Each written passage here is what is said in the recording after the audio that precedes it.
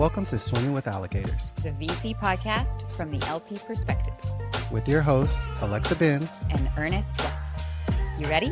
Let's dive in. Welcome to the last episode of 2025, or the first episode of 2026 when you're listening to this, Swimming with Allocators. And it's our part 2 of Best of series, where we count down our top 5 episodes of season 3 of Swimming with Allocators.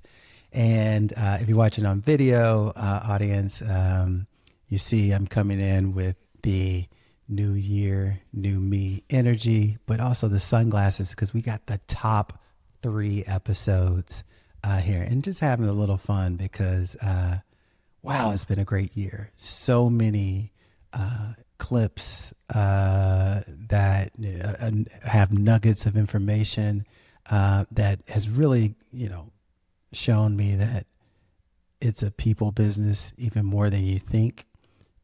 People are looking for outliers, not only in the companies that venture capitalists invest in, but also the people they invest in as fund managers, and so many other things that I just felt like I'm getting a PhD in venture capital. And so I wanted to come like it was an award show, because we're going to count down our final 3 episodes in our top 5 countdown.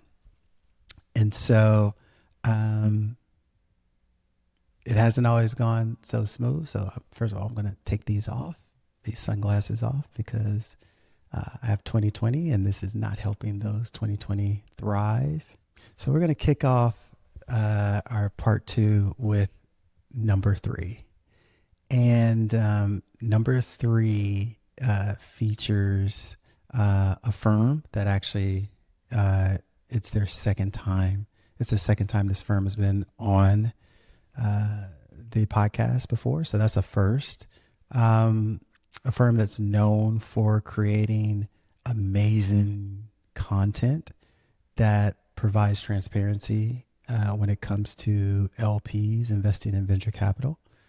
And so that episode, that is the top 3, number 3, features LoRa Thompson of Sapphire. And, LoRa has, if you're in this business, you're well aware of her. She is been at Sapphire Partners for a while, and she's written a lot of content for their initiative, Open LP. And so we have 2 clips, but I would really push all of you to listen to the entire episode, and go back to it if you didn't before. But she explains why underwriting funds is tougher than ever, especially for those raising fund number 2 or fund number 3. She also reminds allocators to consider their program design. Like, what are they working towards?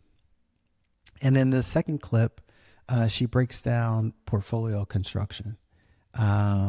And something that, isn't as straightforward as many people think, how to think about reserves.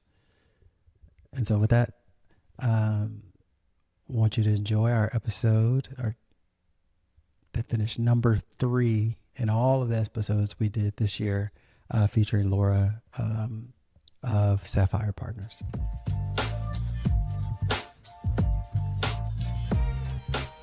LPs do have finite time. So, when you're thinking about the underlying companies for newer funds, they won't know the companies. And clearly there have been fewer up rounds, and valuations are, something where they're a data point, but it's particularly hard right now. And so when I think about new allocators, a lot is their program. What do they have in there? What are they trying to add? How can they focus? And then a lot of it always does come down to reference work. And so once they kind of narrow down what they're trying to invest in, and have a pool of candidates. You have to spend time with everyone. Of course, pick the people that you feel most strongly about, and then spending time calling the founders, calling folks that follow on, and doing that type of work. And the underwriting is just hard right now. Yeah. Have you seen, whether it's based on the data, your own data, or just the environment, any shifts in what you're focused on or how you think about manager selection? Yeah, I think one of the things, I guess I'm highly biased, but one of the things I like about our platform is we just do early stage venture. So we don't hop out or try and time the venture cycle, which is, to your excellent question, another piece of advice I'd give to folks is it's just too hard to time. And probably when you get scared by the venture cycle and you step out, that's probably the best time to make new investments. So, Wah, wah, just keep deploying.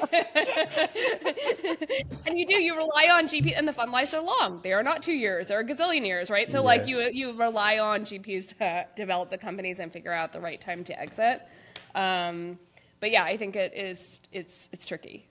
Is the strategy changing? Do you all Yes. see yourselves shifting based on either your data or the market? So we're still early stage venture, but I think there's clearly, as we were talking about, things evolve, and it'd be interesting to hear kind of what you're seeing. But fintech is out of vogue right now. Yeah. I still believe in fintech. So we are still making commitments. I think some people are making fewer commitments. Crypto, clearly we know, is not always, it comes up and down. So you see people trying to figure out how that fits in their strategy. And then this is probably on every other conversation you've had, but AI is so interesting because my personal view, which I don't think is profound, is it's truly going to creep into and be relevant for most industries. So then it's for us working with managers, figuring out how they're thinking about adopting that technology into their companies, how they're thinking about valuations, because they are not low.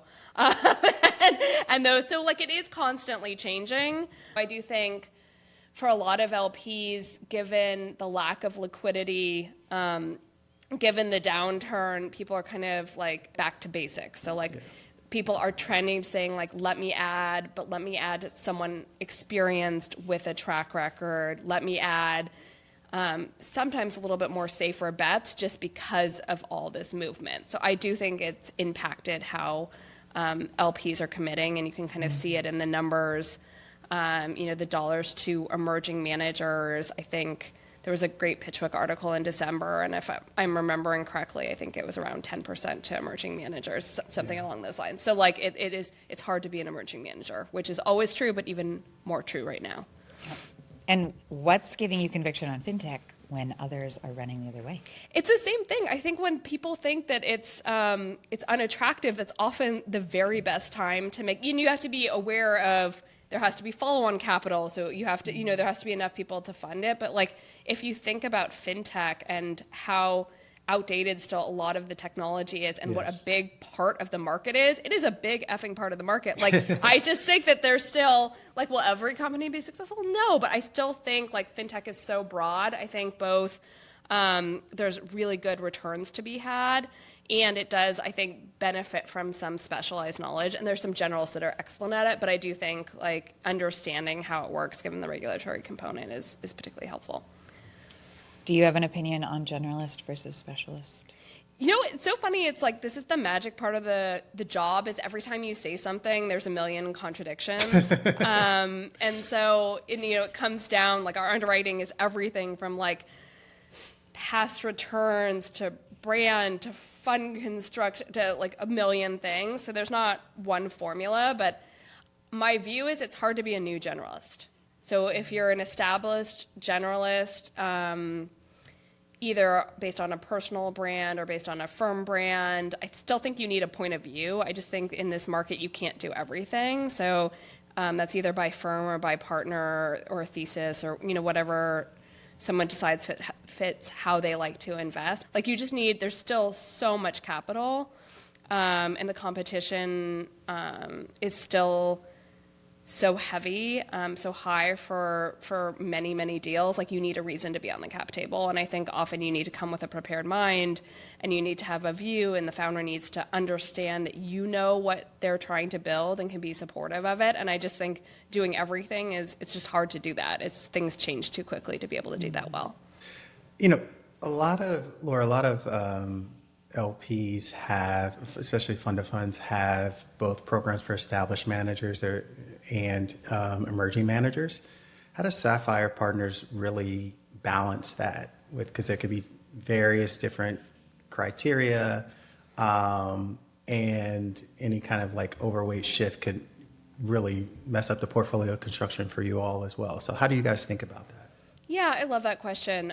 So the partnership we have with CalSTRS is specifically for emerging managers. So that partnership is well defined, and the way we generally think about it, it's institutional funds 1, 2, and 3. Okay. So that for us, it's pretty well defined. But I agree, in other programs, people have to really think about how they, because my view is I think the very best returns can come from emerging managers, but there's also more volatility in returns, and it's unclear. So like, you need a portfolio, you need a group. It's hard to do, I'm going to do one emerging manager every 10 years. Like, it's just, that's like a trickier thing to do unless you pick someone who's well established and spinning out. So people have to decide what works for their program, but I tend to tell people, if you're going to do emerging managers, it's nice. First of all, if you're going to do the work to really get to know everyone, you don't really want to do one new one every 10 years. So like, how do you think of a portfolio within your portfolio? How do you think of how you're underwriting those returns compared to your established bucket? And it is really just program. It depends on, it's program by program. I do think it's like, what do you really want to do? What do you want to build? Okay, and then what are you doing right now? And is it a stepping stone to that, or is it what you're going to be doing longer term? And then the model, or wrong model, but like, do you have a view about, and I think there's a lot of models that can work, and there's some models that absolutely can't work. So like, do you have a logical view about, like, I think it's this many companies, and this is kind of the valuations, and here's what I think of the ownership, and then just an awareness of like what outcomes it needs. We always do this, I don't know if the rest of the team will like this, but baby math on like, here's the ownership, maybe it's diluted to this, and then what do you need to return the fund? Because to our discussion earlier about what's kind of formed some of my views is there are some outperforming funds that don't have fund returners. There absolutely are, but there are more outperforming funds that have fund returners, or companies more frequently that return multiple times the fund. And so baby math shows it needs X billion dollars. Like, are you striving for that? And do you have signs of partnering with some of the companies that can reach that scale? Or at least have you seen it? So, I do think the fund model is super important. And then I love fund management. You can tell from my blogs. I do love writing about it. But the reality is, you can't have a good fund based on fund management. So, you have to be in those outlier companies to drive your fund returns. And then fund management, I think, can make a good fund even better, or an okay fund a little bit better. But we do like to have a view on that. And one of the reasons I wrote about reserves is I do feel like it's like, this is the industry norm, right? It's like 50% reserves. Well, maybe it doesn't have to be. At least take the time to think about how you like to invest, and then what the number should be. And it's not an automatic thing just because everyone else does it. And then, for example, in this environment, I think it's, this is something I'm thinking about updating kind of my work over the next year. The fundamentals are the same. Like, you have to invest in companies, and if you're doing reserves, they have to be concentrated in the best companies, because otherwise you're just going to bring down your multiple, and that's very sad. But I think what has changed is, a couple years ago, there was rounds happening so quickly, people were wondering how to choose, because a lot of times companies hadn't fundamentally changed, except for having more capital, and people were having to decide where to put those dollars. And now there's fewer rounds.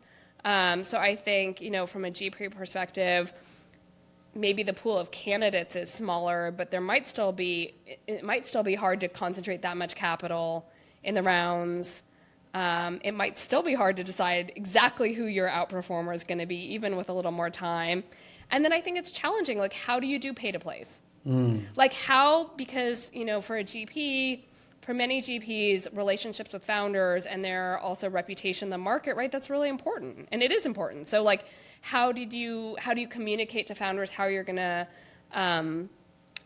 participate or not in those situations as a GP? And I think there are some companies that have pay-to-plays or have who are not getting funded, especially given all the changes in the market that will be really productive, but I don't think it's all of them or the majority. So, if you are faced with those situations, how do you decide how much capital to allocate to those rounds? And I think it's just really hard.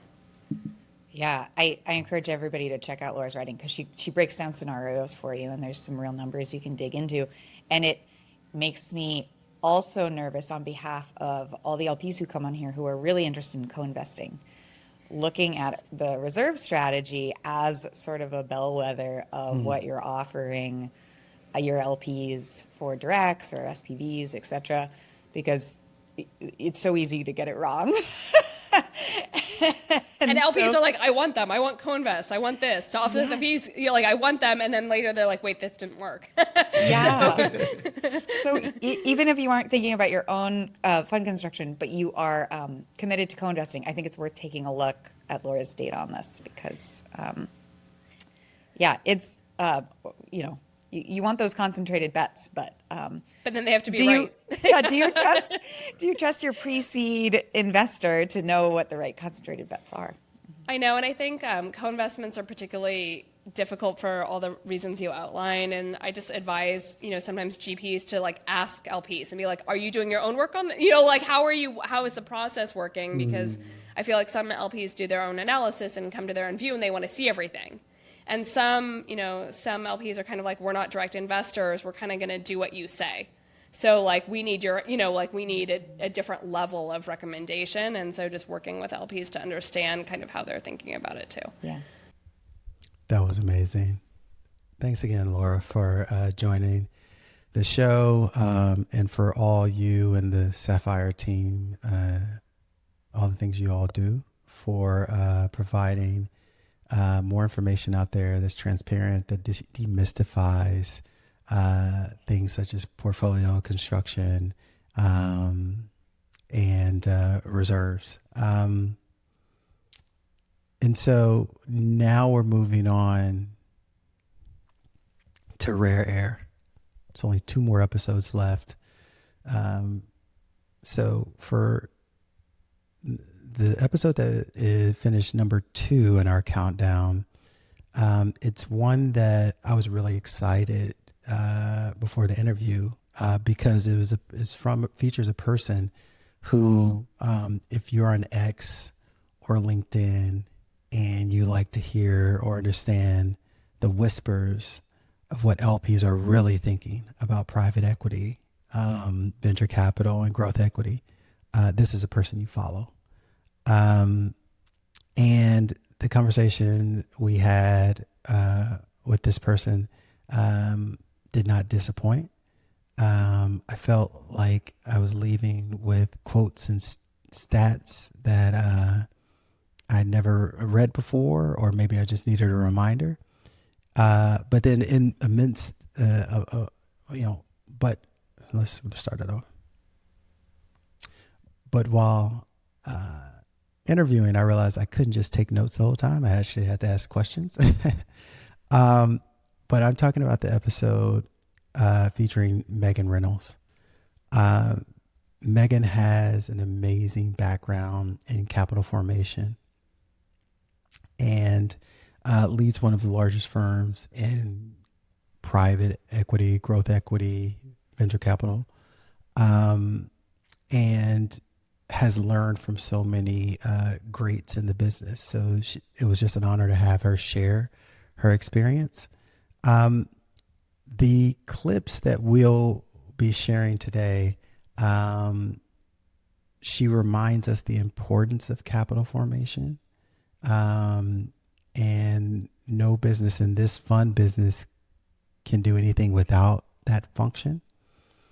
And then she also, in a second clip, she looks ahead in her crystal ball and tells us what she thinks GP and LP relationships will look like and how they'll continue to evolve. And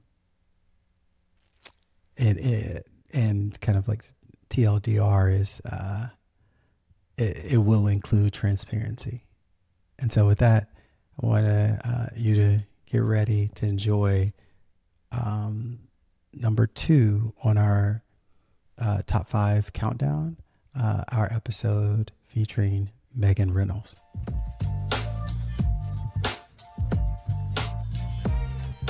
The 2 organizations that I was able to, where I started my career, that was the front of the firm.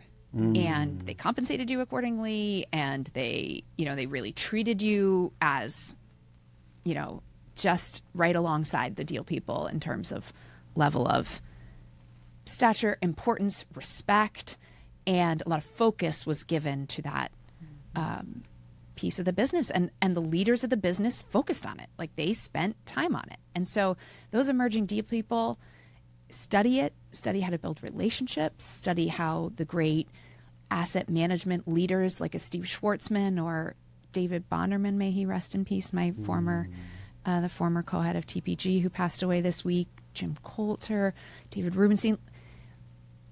They were at one time, and they were really refined capital formation executives at the end of the day, alongside a great investment judgment. And so just like you would study great deal makers, I challenge you to study what those great business builders have done in terms of building relationships, in terms of servicing investors. So that's first and foremost my one tip. And then we could go into lots of other tips and just like the different parts of the business and the different parts of the role at any time you want to dive into that a little deeper. Well, I think to your point, it made me think of, I'm starting to see a trend of even, first-time fund managers, maybe they're spinning out of their established fund, but the first hire they make is somebody who's a COO who has, covered capital formation before at another place. And so you're starting to see people instill that and see how important that is. I was watching a video of you the other day because where you were saying that you have to always be fundraising. And so having that mentality of like always having these long-term relationships, you're even seeing it in venture, which is, historically been a cottage industry, becoming more and more institutionalized. So I think that's aligned with like people realizing if they don't have that skill, the first person they bring on needs to have that skill.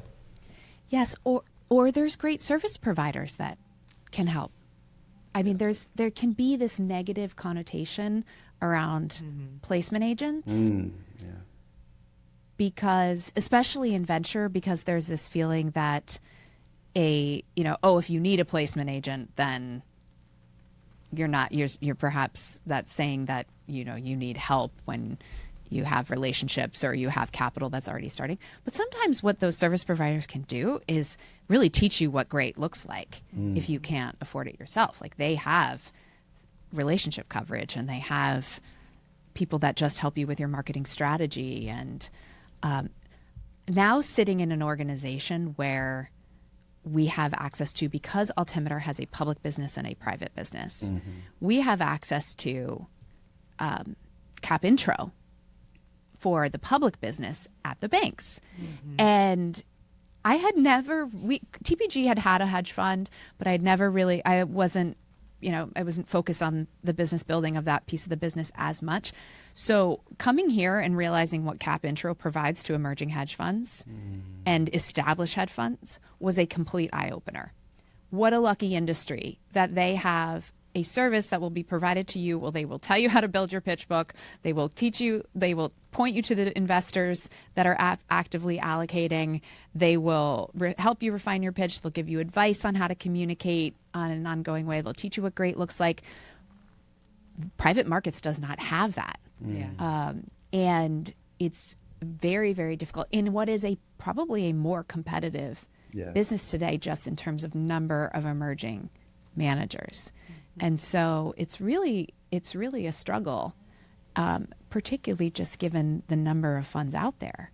You really have to navigate it on your own. And I'm glad that some of my work has contributed to that kind of next generation of amazing managers, hopefully in helping teach what good really looks like. And then maybe the last thing I'd say on that is just, and this is to the emerging manager, like, don't underestimate how important it is. I think that people believe that if you deliver great returns, it'll all just follow. And that did work at one point when people were growing the asset class. And this is when I say I was lucky. There were 5 firms doing what we're doing. There were 10 firms doing what we're doing. Like, there are 5,000 firms doing what you're doing today. And competing for attention. That is an impossible place to be. I mean, you're like, I was saying to someone the other day, like, trying to think of markets that have as much competition, like just a product where you have 5,000 choices and umpteen choices if you think about how you might allocate between different strategies within alts. And your experience needs to be more than returns if you're an investor. Like, the investor experience matters a lot. The client experience of what it is like to interact with you, what it is like to receive information from you, like, that is part of your differentiation. And just like if you were, any business, like, client service is so critical, the client experience. Like, and I just see it underestimated, but the great ones know that it matters. And the great ones, really understand that defines your business in just as much as your returns can define it. I think it will we're entering a new regime, and I think that this has happened in decades, or maybe kind of you've gone through these kind of 5 to 10 year phases of the industry, and I think that buyout went through it already earlier, and ventures going through it now.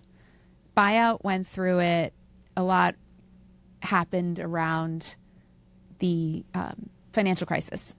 Like, buyout had the big boom early 2000s, went through the financial crisis. That's when all the buyout firms hired capital formation teams. That's when you saw firms go away. You saw, there was tons of middle market firms emerging. They refined their process. Like, I think ventures, the big got bigger, and more specialized firms emerged. I think that ventures going through that right now, and it's in its next phase. It's in that phase. And I think the challenge is that people have most institutional allocators have large venture growth technology exposure already. And there's no wave to ride in terms of fresh new capital emerging that people of the last 10 years got to ride. Lucky time. They had lucky timing because they had time to build a track record. Like, there is no huge fresh wave coming for most institutional allocators. Again, and everything I say is a sweeping generalization. There are always exceptions. Everything from breaking in and all of that stuff. Even what I put on Twitter, that's just one perspective. But there are always. I just met somebody this week that's building a new venture program, and it's a large institutional pension, but it is few and far between. And so, what does that mean? I would say there's something that happens in this phase, and a couple of things. One, there's consistency that emerges between how firms communicate with their investors because the standards start to emerge. And same thing happened in buyout. So there was no standard reporting. There was very little information. That is now again, you've got to compete for capital. So the LPs have all the leverage. And so they're going to demand like a certain level of transparency, certain level of communication, a certain amount of institutionalization around your process, very clear about timelines. You can't stuff people by saying you're coming back after a year with a capital raise, or, do things that are really off-piste, because it's just, you're now working within a framework. And again, there could be exceptions, and there always are exceptions for phenomenal cases and firms and things like that. But this is what happens in this phase. And so I think there's more consistency around the levels of communication, transparency. I think there's more institutionalization of process. I think there's more team building. And I think there's more creativity that happens. And this is something that I learned at TPG. Like if Goldman taught me really how to, like, what it really looked like to service a client well. Like Goldman, it was like the client is like the number one piece. It wasn't the deal, it was the client. And that I learned that at Goldman. And at TPG, I learned solutions and creativity and being strategic to someone. And so what does that mean? Yeah. That means in this phase, because it's so competitive, you really have to be more creative in how you build solutions for people and really understanding what each individual investor needs. We met with an investor last week that we were, talking about expanding our relationship, and we're listening. We're saying, you know what? What's really important to them is training their team. And what if we could help them understand venture as an asset class? Like maybe that helps them build a relationship. So, and I'm talking mainly now about the big institutional side of the business. Maybe it's I think separate accounts will emerge. I think that unique co-investment structures, again, this is where it gets creative. It's not just I'm raising a fund and that's it, and it's 2 and 20 and with a step up, and that's the end of the go. Like there are unique funds, structures, solutions, relationships that emerge that help people find a way to capital. And then I think there's this whole other piece that's really interesting part of market that's happening in the next 10 years, the LP-GP relationship with the emergence of the retail LP. Yeah. And that is actually a wave of fresh capital coming into the asset class. And I'm very fascinated by how it's going to unfold. And that's private markets generally. That's not just venture. That is private markets generally. And that is something that's unfolding real time. Secondaries, liquid solutions, bank platforms have been around for a while, but they've really been limited to certain wirehouses and certain structures and super ultra high net worth.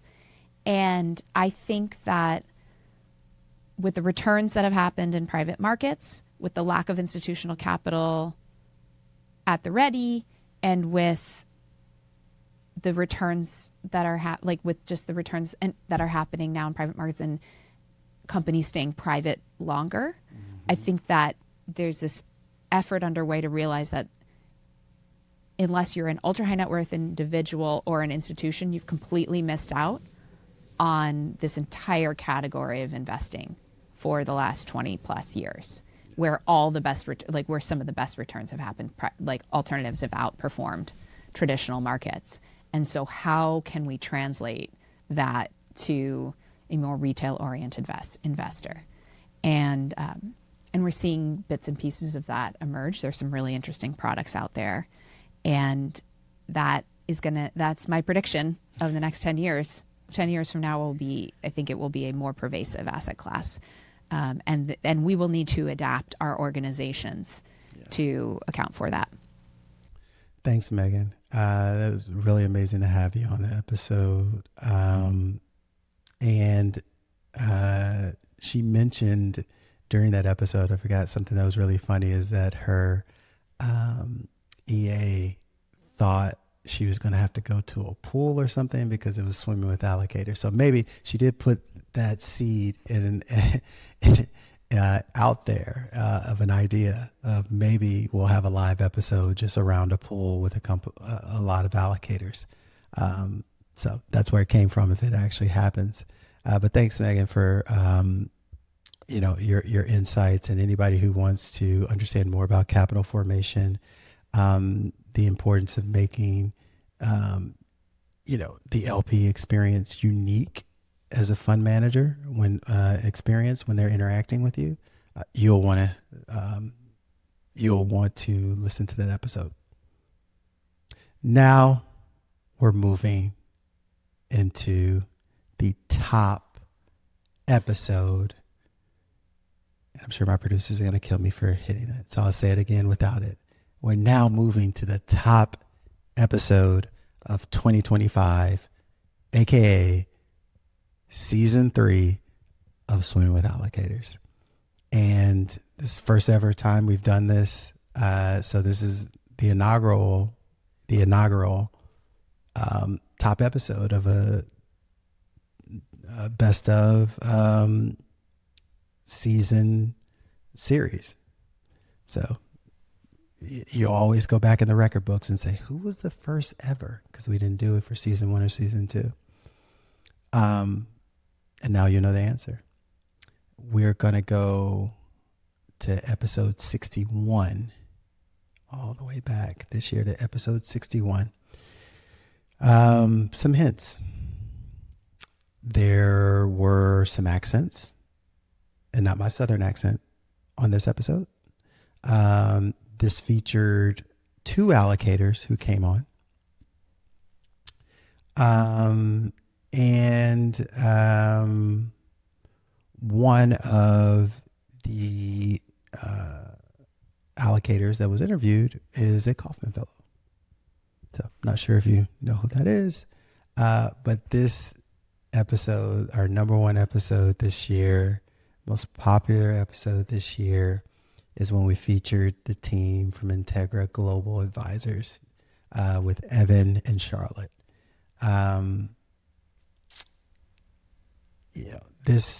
I really enjoyed this conversation. I'm not sure if it was their first podcast as a team, but they did fantastic.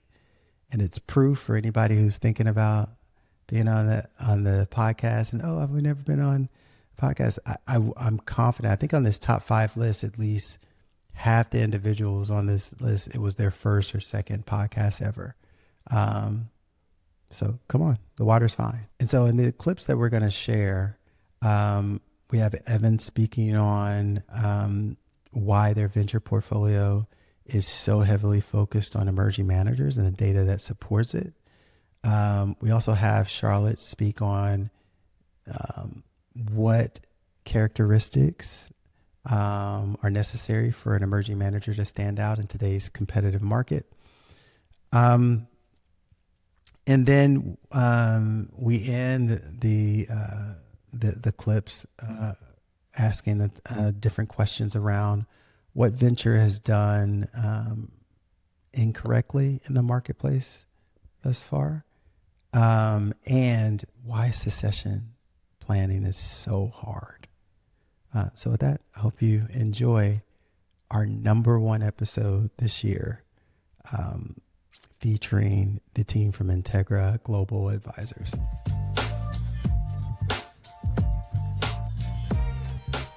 Charlotte, what do you think makes a great emerging manager today that's very different than even 3 years ago? This market is incredibly competitive. I think it's really tricky to be an emerging manager today as it was 3 years ago, but I would say more so especially today.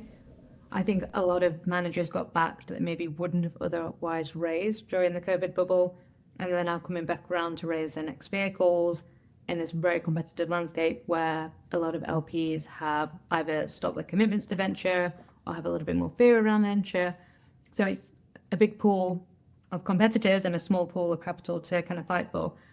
What I think really makes you stand out and to be a successful emerging manager in terms of fundraising. And I guess I'd answer it more in personality traits. One is entirely like transparency with your LPs. We can see straight through you, or we can just Google you. So it's quite easy to find out if you're not telling the truth around things or if you're hiding something. Like a good due diligence process. It's best to be open and transparent. I would also say humble, and in the same regard as everyone is fighting, and I think there needs to be a level of you're also competing for those positions and you also want to be hungry, but don't oversell yourself. I'd rather someone just come and be honest about what they're giving and presenting than try and overpitch or oversell to me. Also someone who's a good communicator, so they're open and listening to feedback.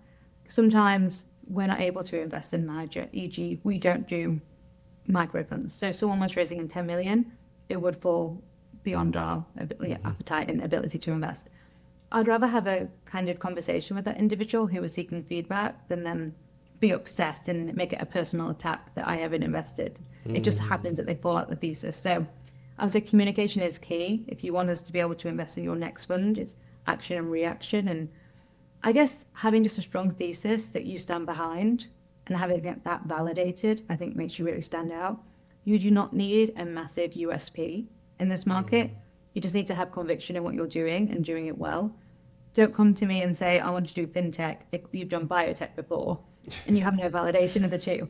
So there needs to be a consistent story. You need to back yourself on that story.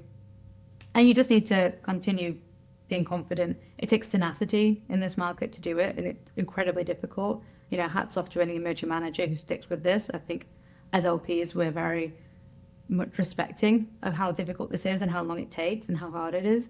But I would say it's those who stick with it who are eventually the successful ones. Yeah, absolutely. And I think kind of to your point about why it's so competitive is I found that there's two kind of cohorts that we had more funds created that maybe a few wouldn't have been created. And so I definitely think that 2020 to 2022 is what most people point to.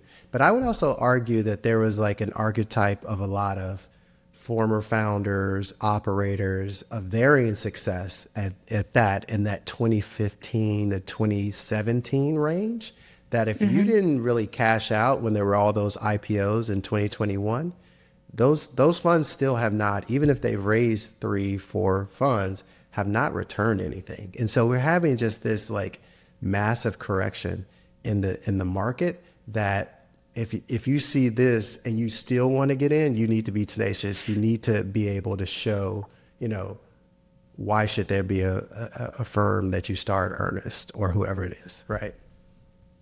Right. I think one thing that's challenging, though, and something I think about a lot, is, you know, there are a lot of really talented investors out there, right? If you look at some of the more established firms, there are some really talented associates or principals or junior partners, and they sort of look up the ladder and they realize, like, I'm never really going to be a partner here. But then they look into the market and say, I love being an investor, but I don't want to be a fund manager, right? Meaning I don't want to have to go out and spend 75% of my time for the next 18 months, like scratching and clawing to raise $15 million and dealing with compliance and legal and IR and all that other stuff. And so you have this gap, right, of these people who are sort of sitting in the middle where they're really good and talented investors, but they're just sort of stuck at their like legacy fund, right, where they're never going to become like the partner. And even if they do become the partner, maybe the fund got so big already that like they're never really going to be like generating carry. On the other hand, they're like, I don't feel like I have the aptitude for fund management. I just want to wear the investor hat, not the fund manager hat.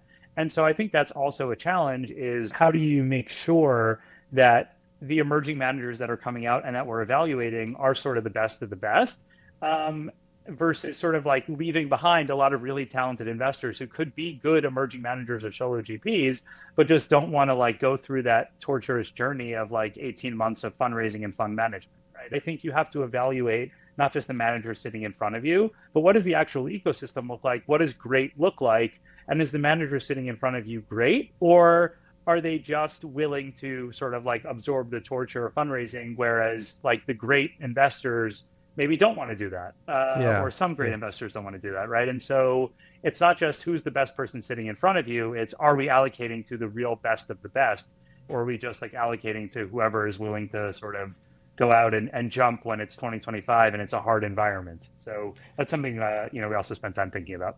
From our perspective and our vantage point, where we like emerging managers, things that help seed more emerging managers or create more emerging managers are probably a net positive. But from an industry perspective, I think we would be better off if there were more successful succession plans that were executed. Yeah, I agree with you on both. I don't think it was a cop-out answer, by the way, but I agree with you on both fronts. I think the industry would be better, and I think it would resemble some of the maturation in other asset classes. Yeah. But also I come to terms of like, it's good for the industry too. And maybe that's just a part of it. Right. we're going to have different top 10s every 20 years. So, I know LPs always look for and ask if GPs are continuously like learning from things that they're, reading, mistakes they make. Kind of want to flip the question on you all and say, what's one lesson you've learned over the last year or so, just recently, that's helped shape kind of like your perspective as an LP? Mine was a learning and a lesson, not so much about myself, but how hard it is and how much people underestimate when they're at a venture fund that's probably quite well established and they maybe have their investing role and they're doing well and carry's good and they want to spin out and become their own fund. Like how big that leap is to take. And I think that's a learning curve of people probably need a little bit of hand holding during that time. You can't just Google like, how do I make a venture fund and how am I successful at that? And if you don't have a network, like it's just incredibly difficult to do that. So I think that was a big learning of me of when you're talking to someone on fund one, maybe be a little bit more respectful of their position, that they maybe don't have all the answers and you probably need to do nicer questioning so they maybe can figure it out along the way, and also give a little bit more candid feedback to them. Because it's really hard. I think you go from being, and Evan articulated it really well earlier, like an investor to a firm builder is a completely different skill. And I don't think it's one that you can easily teach. I think the biggest thing I've learned is that it's more fun to do this with a partner. Integra is a firm, right, with individuals across asset classes, right, and mid and back office functions, obviously. But for many years, I was sort of doing our venture investing by myself. And so to bring Charlotte on and to have like that in-house, right, not just people in the industry that you swap notes with, right, but really to have somebody like in the trenches with you, and like 100% aligned and like on thesis with you and really understanding exactly what you're trying to build. I think it's more fun, but also I think it makes you a better investor, because you have to be much sharper, like on a day-to-day basis. And so, I wouldn't necessarily say that from the GP perspective, that's true. In fact, we like solo GPs a lot more, I think, at least more recently than we sort of like people who are shotgun wedding together. But from the LP perspective, I think there's been a huge advantage, both in terms of just the general enjoyment, but also in terms of sharpness of thinking and like really breaking down what we're trying to do. That's come from doing this as a team instead of one person within a large organization. Want to thank again Evan and Charlotte and the Integra team for joining the podcast, and congrats on being the most popular episode this year. That's amazing. I want to, again, like I ended part one, want to thank all the people who made this year possible.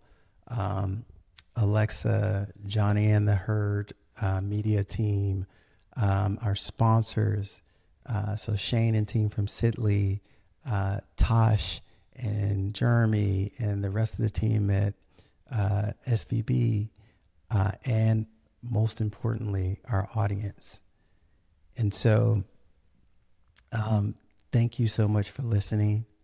And, we had, we had, New Year's is coming. We have resolutions.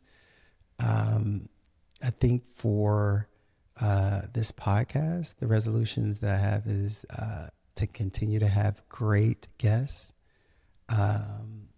Also want to hear more from you, the audience. Send us questions that you want to hear us answer on DDQ's episodes, or that you just want us to, who do you want us to interview? Tag us, tag those people.